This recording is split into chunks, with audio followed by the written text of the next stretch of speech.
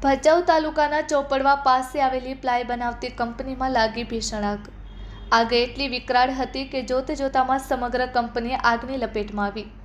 આસપાસના વિસ્તારમાં અફરાતફરીનો માહોલ સર્જાયો. પ્રાથમિક માહિતી અનુસાર કંપનીમાં રહેલું પ્લાયવુડનું રો મટીરિયલ તેમજ મોંઘી મશીનરી આગમાં બળીને ખાખ. આગ લાગતા જ ભચાઉ ફાયર વિભાગની ટીમ તાત્કાલિક ઘટના સ્થળે દોડી આવી.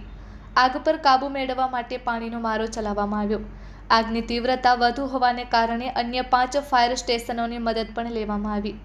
સદનસીબે હાલ સુધી કોઈ જાનહાનિના સમાચાર સામે આવ્યા નથી, પરંતુ લાખો રૂપિયાનું નુકસાન થયાની શક્યતા વ્યક્ત કરવામાં આવી રહી છે.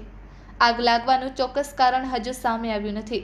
હાલમાં ફાયર વિભાગ અને સંબંધિત તંત્ર દ્વારા વધુ તપાસ હાથ ધરવામાં આવી.